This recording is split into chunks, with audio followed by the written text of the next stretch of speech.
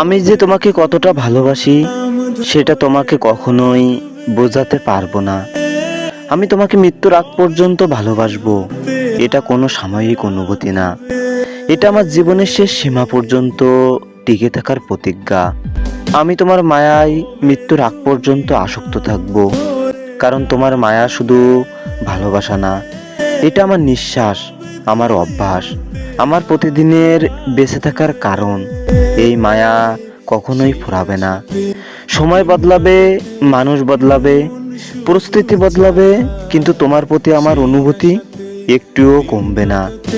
আমি যে তোমাকে কতটা ভালোবাসি তা বোঝানো যায় না কথায়, তা মাপা যায় না দিনে বা বছরে, তা শুধু অনুভব করা যায় হৃদয়ের সবচেয়ে গভীর জায়গায়। আমি হয়তো সবসময় প্রকাশ করতে পারি না, হয়তো আমার ভালোবাসা নীরব, শান্ত, কিন্তু এই নীরবতার মধ্যেই লুকিয়ে আছে আমার জীবনের সবচেয়ে সত্য অনুভূতি। যতদিন এই হৃদয় ধুক ধুক করবে, যতদিন এই চোখে তোমার স্বপ্ন বেঁচে থাকবে, ততদিন আমার ভালোবাসা শুধু একটাই নাম থাকবে, শুধু তুমি। অবশেষে মানুষ বদলায়, সময় বদলায়, পরিস্থিতি বদলায়, আর সবচেয়ে বেশি বদলায় মানুষের কথা আর অনুভূতি। যে মানুষটা একসময় চোখে চোখ রেখে বলেছিল, বিশ্বাস করো আমি সবার মতো না, সেই মানুষটাই একদিন ঠিক সবার মতো হয়ে যায়। শুরুতে তার প্রতিটা কথা সত্যি মনে হতো, তার যত্ন, তার সময় দেওয়া, তার ছোট ছোট খোঁজ নেওয়া, সব কিছুতেই আলাদা একটা অনুভূতি ছিল।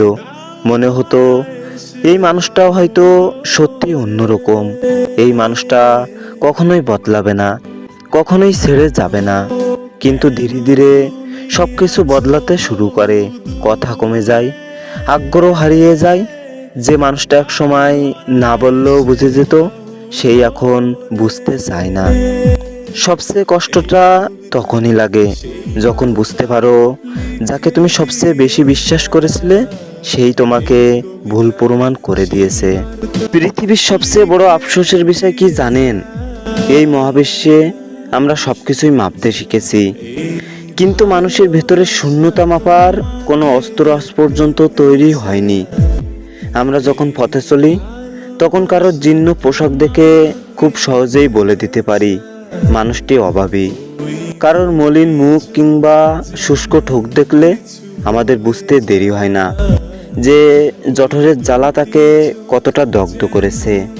অভাব আর ক্ষুধা এই দুটোই দৃশ্যমান, চাইলেই চোখে দেখা যায়, অনুভব করা যায়। কিন্তু এই জাঁকজমকপূর্ণ পৃথিবীর আড়ালে একদল মানুষ আছে যারা প্রতিনিয়তই নিঃশব্দে এক ভয়ঙ্কর সংকটে ভোগে। সেটা হলো ভালোবাসার অভাব। কেউ হয়তো দামি পারফিউম মেখে ফিটফাট হয়ে আপনার পাশ দিয়ে হেঁটে যাচ্ছে, কিন্তু তার বুকের ভেতরে হয়তো মরুভূমির চেয়েও খা খা করছে।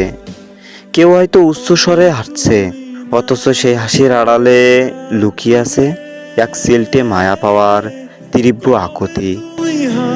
আমরা ক্ষুধার্তকে অন্ন দিতে পারি, অভাবীকে বস্ত্র দিতে পারি, কিন্তু যার হৃদয়টা একটুখানি শুদ্ধ ভালোবাসার জন্য হাহাকার করছে, তার সেই তৃষ্ণা মেটানোর সামর্থ্য আমাদের কখনোই হয় না।